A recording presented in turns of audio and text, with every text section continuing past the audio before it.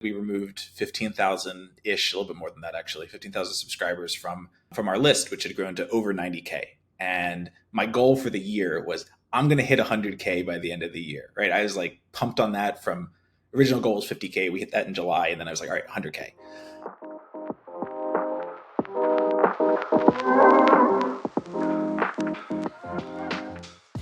Hello, everyone. Welcome to another episode of the Proof of Work podcast brought to you by No Rant. Today, I'm here with another amazing guest. Today, I'm here with Michael Houck, founder of Houck's Newsletter and founder of Launch House and a few other ventures as well. Michael, how are you doing today? Good, man. Thanks for having me, Ben. Appreciate it. This is going to be fun. Going to be a ton of fun. I think a great place to start would be if you could introduce yourself for the audience.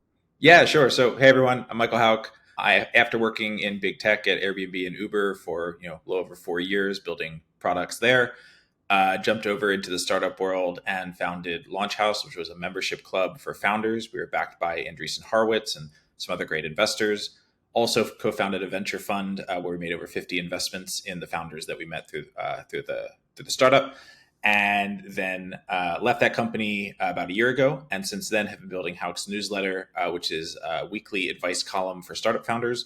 It's read by over 75,000 founders each week. We send 2 emails. One's a deep dive on Saturdays about a specific topic to help you build. And then on Tuesdays, we curate our best resources of the week from what I find on Twitter and also just from my own network. So add a bunch of trend analysis on top of that. Also currently building Megaphone, which is an engagement network for people who want to grow on X and LinkedIn. Basically, you share posts with us and we route them to the best creators who are currently online in your niche.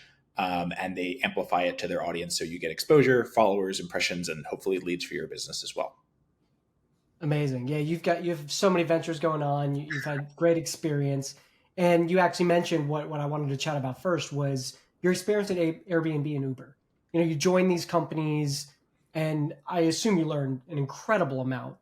2 of the greatest modern startups of our time, I would say. Yeah, what were your biggest takeaways from working at those behemoths? It was interesting. I was on small incubatory teams at both. So at Uber, I was part of the early team at Uber Eats when we were only in a couple markets in the US and 1 or 2 in Canada at the time. And then when I joined Airbnb, I was product manager on Airbnb Plus, which was a totally new venture. We'd only been around for a little bit of time within the company. So both of those experiences were great because you got to get a feel for building from 0 to 1, but you had the backing of this giant behemoth behind you, which was an interesting experience. But the thing that I really took away from it was how different the cultures were. So at Uber, there was a ton of autonomy. You could really go in there and make decisions and launch things and do experimentation on the live app and get results and bring it back and feedback and can evaluate it from there. At Airbnb, things are much more structured and you have to go through a lot more channels to actually make changes to the product. And at the time I was thinking, when I went from Uber to Airbnb, I was like, well, as an employee, I really like Uber's autonomy a lot more, right? But when I think about it from the founder perspective, like Brian Chesky, he's designed this company in a way that is very singular, has the same vision throughout the entire company, a lot of consistency within the product and the experience. And so as a founder, I actually respect what Brian has done a lot. But as an employee, I personally, maybe this is just because I became a founder and that was kind of trying to come out in me sooner. But I really enjoyed working at Uber for that reason. Yeah, it's interesting that companies can become successful, unbelievably successful with completely different cultures. And that's what's so cool about, I think, just creating businesses and then scaling businesses, because there's no one way to win. Yeah, that's 1,000% true. You need to do what is going to work best for you and the team that you establish, and also for the product that you're building, right? Different products require different styles, different levels of user involvement, different product development processes. So yeah, 100%. There's no one way to do it, and multiple styles can totally work. It's interesting looking from the outside. Your success, to me at least, has seemingly come from communities or products and services centered around communities. I'm curious why you have chosen this to be your focus. Why do you think that's enabled you to win? And maybe you don't even think it has enabled you to win. I'm just curious. No, I mean, look, it's true, right? Megaphone, we've got a strong creator community. Launch House was a community. The newsletter has a founder community built on top of it now as well, like a membership that we do. So I think it's true. I've built communities throughout my entire career, even before I got into startups. I don't talk about this that much, but when I was in college and then a little bit after college, I was a DJ and we built local music communities in a few different cities. And then when I was at Uber, Uber Eats was super young. And so we were trying to really build a strong sense of driver community in the markets that we were launching. And I just saw the power of that. I saw how much it gets people bought into what you're doing, instilling the mission in them, making it seem like more than just some product or service that they're paying money for, less transactional.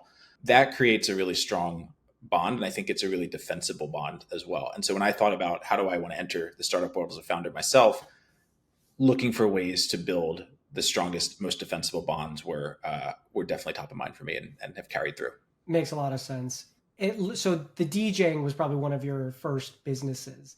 I'm interested. That's everyone has that founding story of, when I was younger, I did this to get that entrepreneurial experience. I love, just because you mentioned it, I'm curious. Could you chat about that experience a little bit? Yeah, sure. I grew up in Philadelphia, and there was a local music scene there.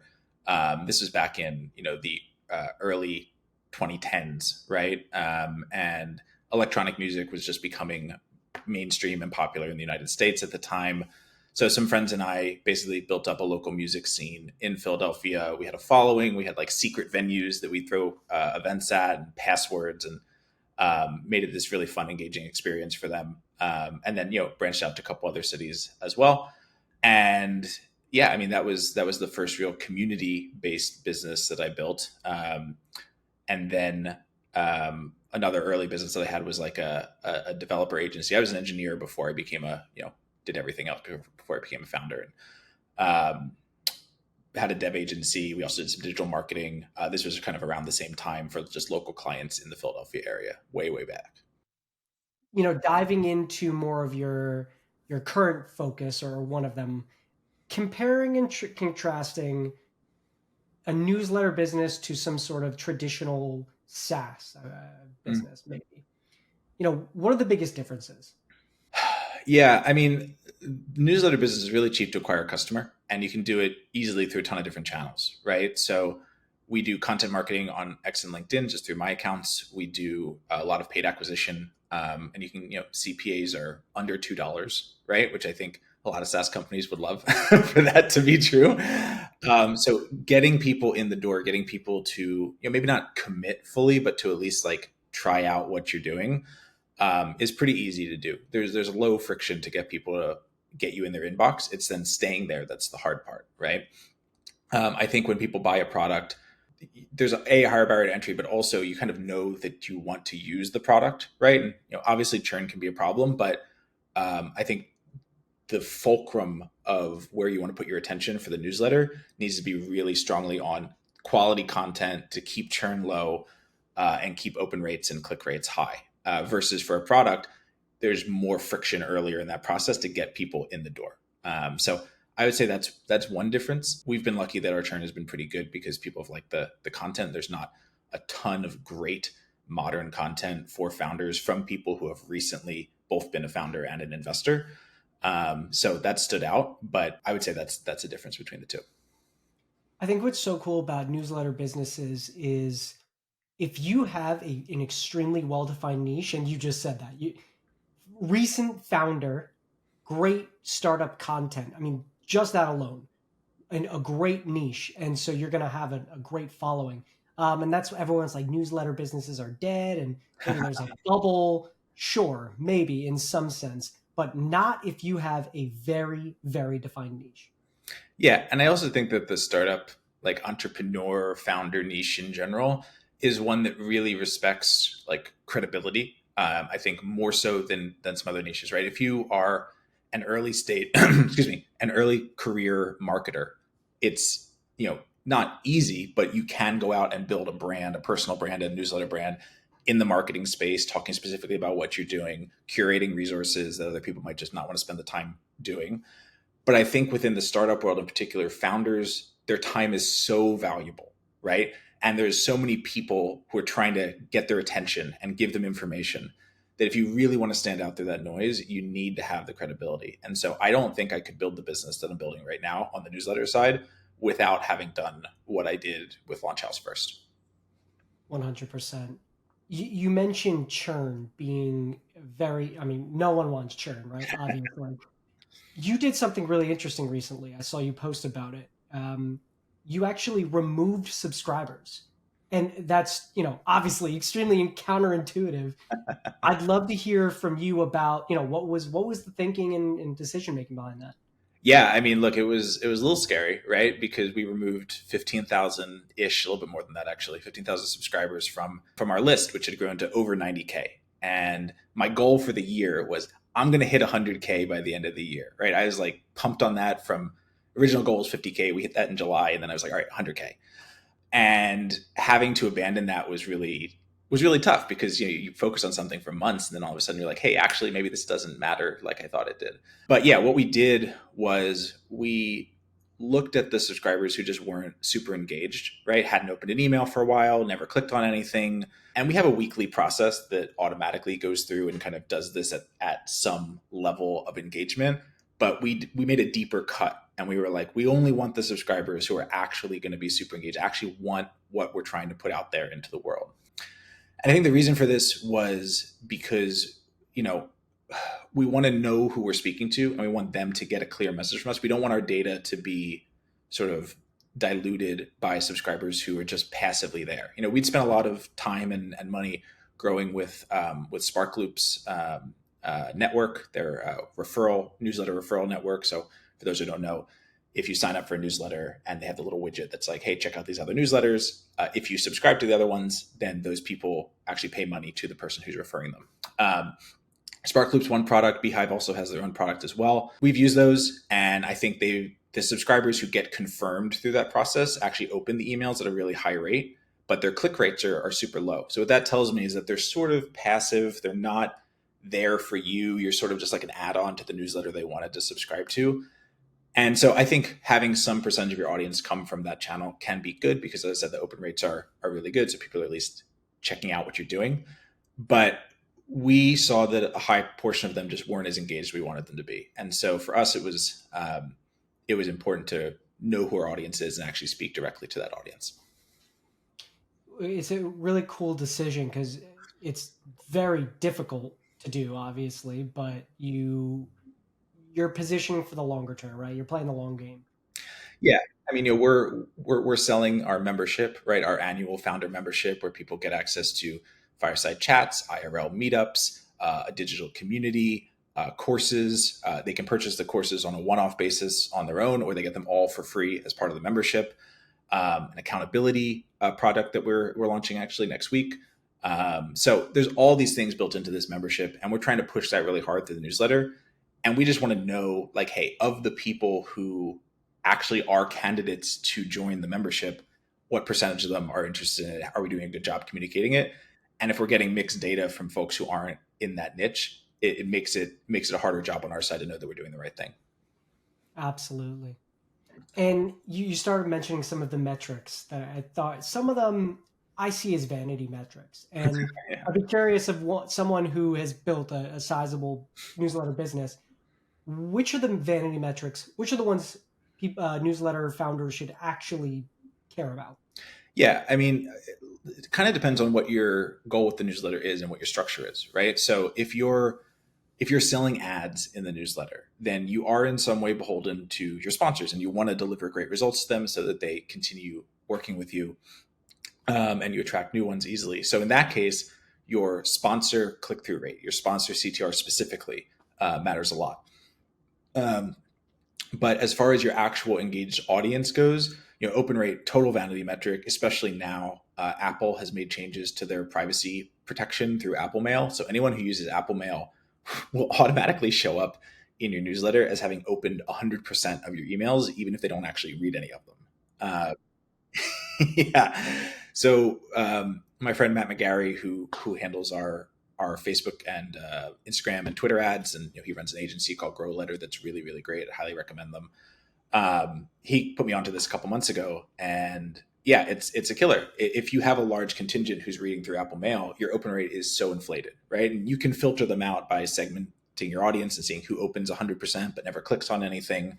But with that said, at this point, open rate is tough to make a case for as being like an important metric for a newsletter. Instead, your click through rate, your sales, if you're selling products through there. So, for example, I have consulting, I have Megaphone, I have the membership, and we have our fundraising support process that we do. All that goes through, and I want to see how many people are clicking on those things. How many people are clicking on the services that we think are targeted directly to our core readership.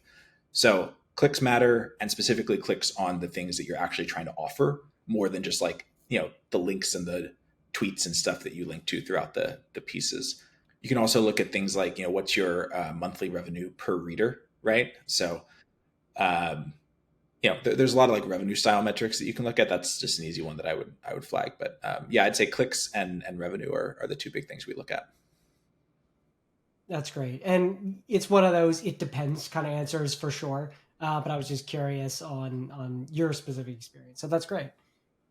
You know, starting a newsletter, as you said, unbelievably easy. Anyone can set it up, especially with companies like Beehive making it, I mean, stupid simple. But 90% of big newsletters, they get their subscribers from paid ads.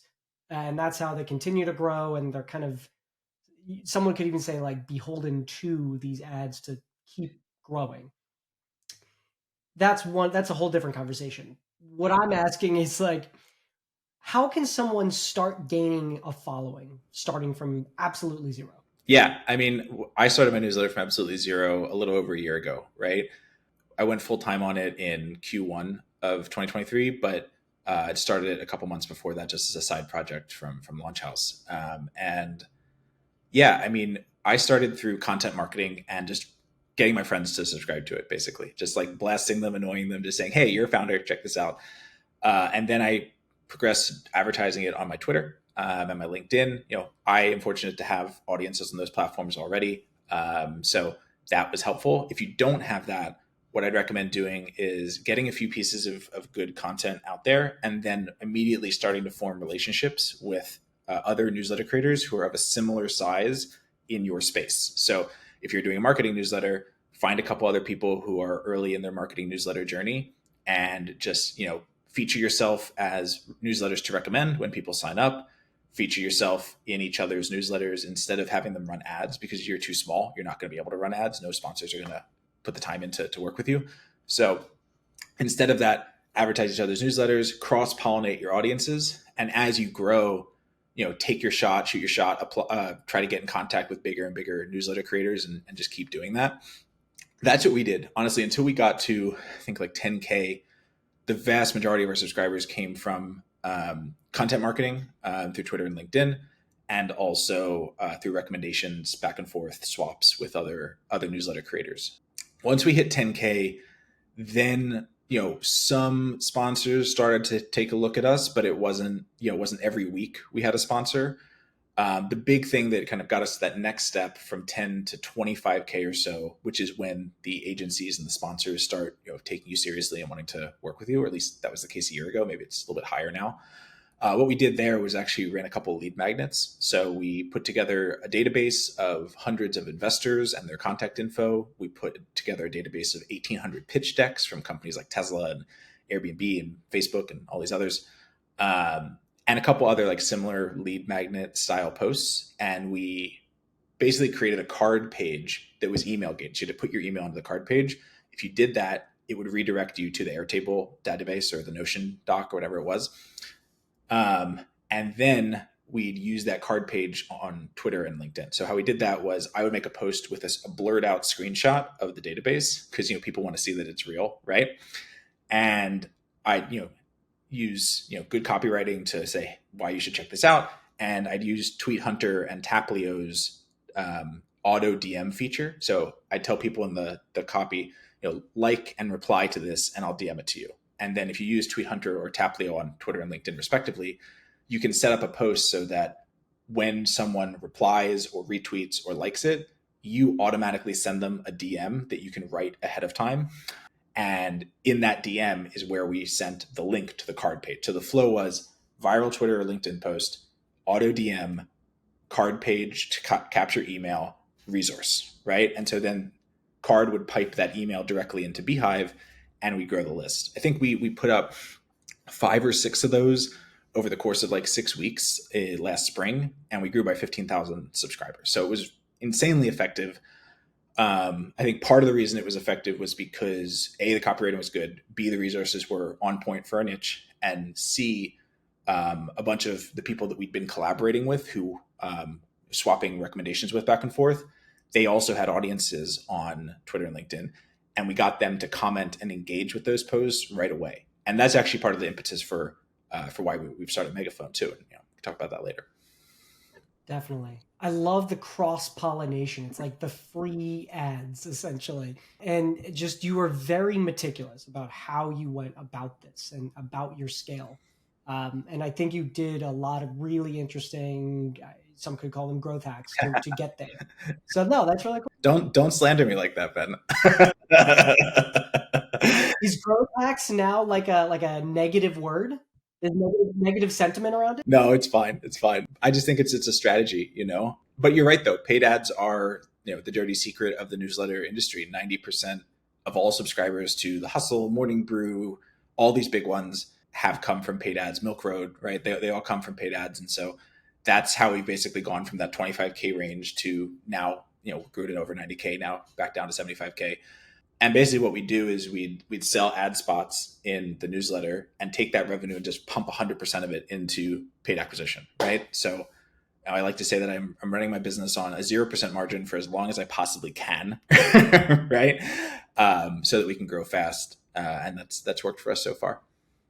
That's amazing. Yeah, taking those revenues and put it right back into the system. That's great. Yeah. So for newsletters that are struggling, what would you say the reason is probably, behind why they're struggling? Well, I'd say it depends on what they're struggling with, right? So if they're struggling with keeping people engaged in the newsletter long term, it could be because A, the content is like low quality, right? Like, let's just be honest about that. I think no one wants to say that that's the reason, but that can legitimately be the reason. Other things to look at would be, are you attracting the right folks? Is your landing page and your funnel, and if you're doing content marketing, your content, is that actually speaking to the reader that the newsletter is speaking to? I think that, if you haven't been trained in copywriting and you haven't learned how to do this, it's easy to misinterpret how your audience will interpret what you put out there into the world. And so you really need that consistent funnel in order to get the engaged readers in the niche that you want, right? So I would say look at that as a big one too. But the content quality is is the thing no one wants to talk about. I'm trying to think if there's anything else. Yeah, I'd say if you're struggling to acquire subscribers at a decent, let's say you're running ads and your CPA is too high to be scalable and sustainable, then look at the Facebook ad libraries of what successful newsletters are doing. Look at mine. Look at Milk Roads. Look at others. Right? They all run these meme ads, these testimonial ads. There's a few different types that are pretty standard across the industry, and you can find them just by finding the ad libraries of these newsletters, which are public. So I would say go there. Any thoughts on newsletter frequency? How often you're sending them? Yeah, I mean, we started with once a week, right? I was writing one deep dive per week, and I thought, wow, that's a lot to do.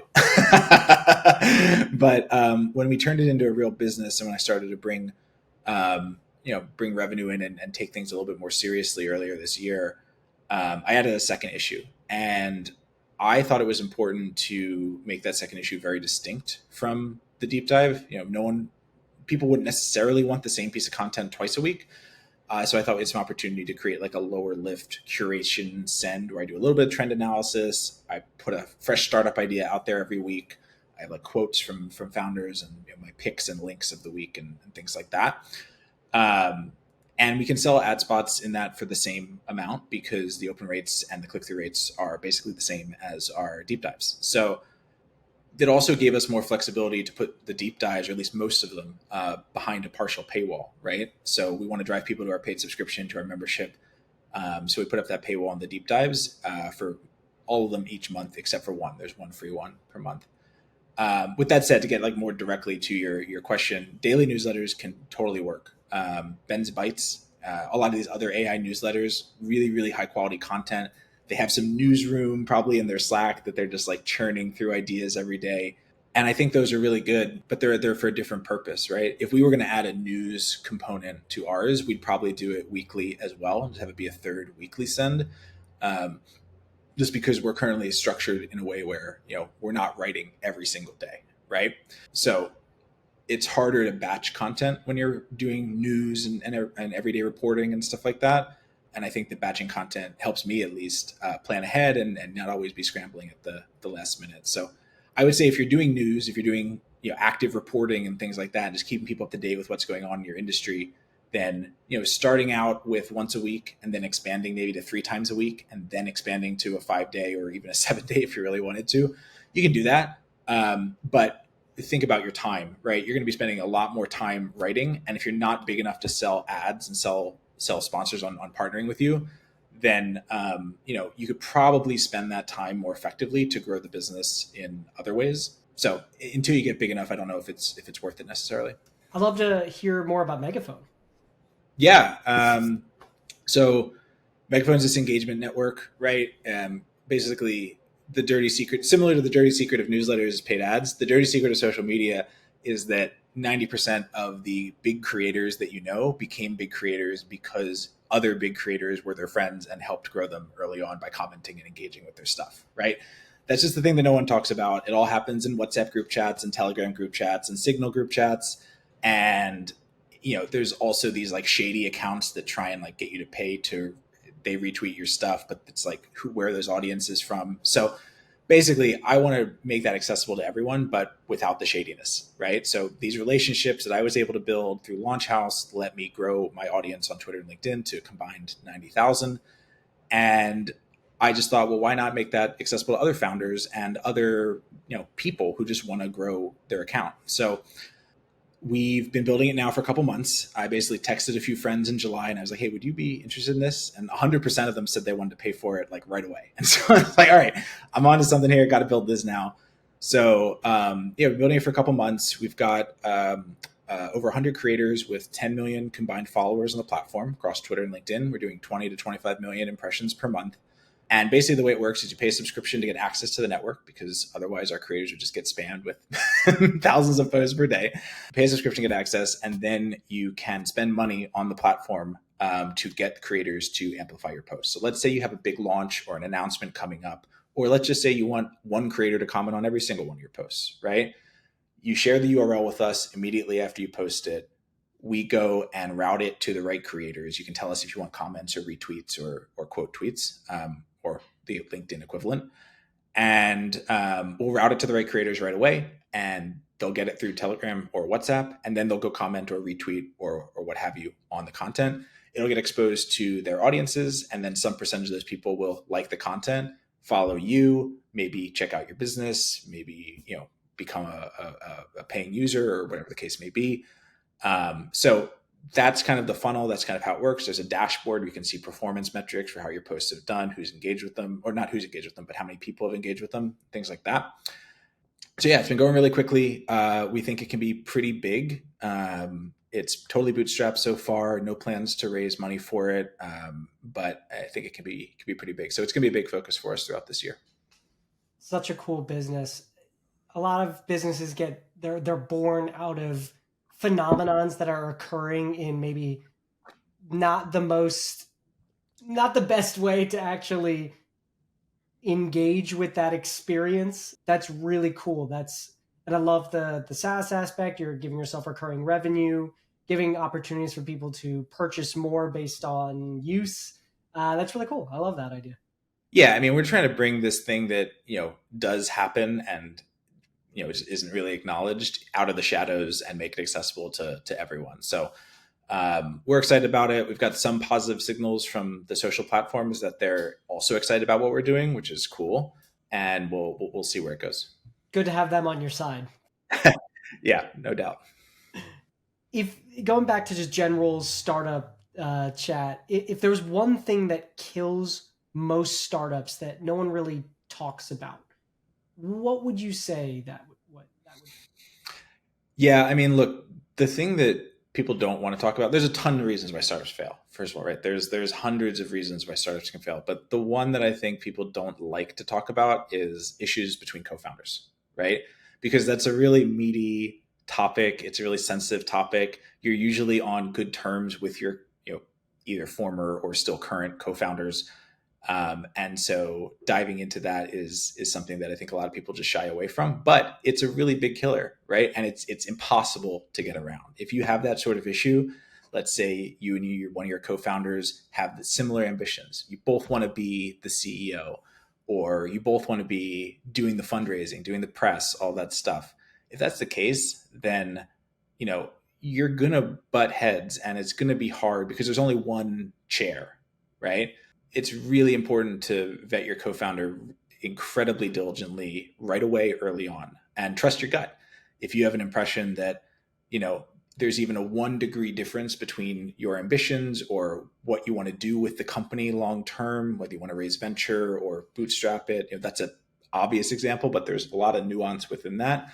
If you're even 1 degree different, you really need to directly address that with them early and not put the conversation off till when it becomes an issue, because at that point you'll have invested a lot of time, blood, sweat, and tears to make this thing a reality, and at that point it's impossible to backtrack. So I'd say that's the number one thing that a lot of people don't want to talk about.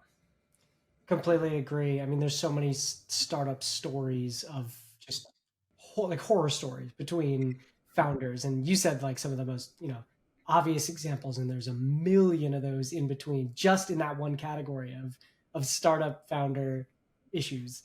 No, I mean, I would just say it extends beyond just like, your working style or what you want your role to be, right? It's also like, it's also deeper than that. It's also like, maybe not spiritual, but like ethical, right? And like how you think through making trade-offs and making decisions and where the line is for your company, right? I think that's really important to address early on, especially if you can anticipate, hey, this business might have these types of things come up in the future. um, I think it's really important to have those conversations really early. It's almost amazing that companies like Airbnb and Uber, and companies you work for, can get to the scale they are, because there's a billion things that could have killed them along the way. So it's pretty amazing. Yeah, I don't know the exact number. I knew it at one point. I wish I remembered it, but a really high percentage of startups that reach, an IPO or $100 million plus valuation and have raised, Series B or further. I don't know where the exact line is, but a really high percentage of those actually don't have the full founding team anymore, right? Even if it's been a short period of time, or even if it's been a long period of time for them to get there. In both cases, usually there's one main founder who sticks around, or maybe two. And if there are more, then they're involved in some way, but maybe not operationally in the data. It's very, very common for that to happen. More common than I expected when I first became a founder. And so, yeah, I would say don't you have to make the right decision for you. Don't think you have to be tied to something forever, and don't let your startup be like the number one part of your identity. You have to exist beyond that in order to think clearly. And my closing question is the same one I ask everyone. Tell me either your favorite quote, your most polarizing belief, or both. Cool. Yeah, so most polarizing startup related belief is probably that solo founders are more effective than co-founding teams. Once you've been a founder before, if you're a first-time founder, having people around you who can be sanity checks and validate your thinking super helpful. But if you've done it before, being a solo founder lets you move a lot faster, and needing to take time to like align on things is actually worse for you than the added benefit and accuracy of decision making that you'll get by bringing someone else in. The biggest advantage you have as a founder is moving quickly. Big companies move slow; they take a lot of time to align. The biggest differentiator between a big company and a startup is that a startup can move faster. So the more you can push into that advantage, the better off you are if you know what you're doing. If you don't know what you're doing, obviously, take some time, validate, have more nodes in the network. But if you do know what you're doing, then yeah, solo founder is the way to go. That's a great one, because you've got accelerators that we both know that say to be a part of those accelerators, You need to have a co-founder. So I love that. That's a really great one. Cool. Yeah, no, I think it's a lot of people don't think about it, but it's just speed is just so important. You can't underestimate it. 100%. Michael, thank you so much. This has been a ton of fun. Really enjoyed chatting, and thanks so much for the time. Yeah, Ben. No, thanks for having me on, man. This was great. Love your podcast. So yeah, happy to do this. If anyone wants to follow along what we're doing, you can check out Megaphone at megaphone.network. The newsletter you can join at join.houck.news. Houck is Houck. And then you can follow me on Twitter at Call Me Houck or LinkedIn, just my name, Michael Houck. Awesome.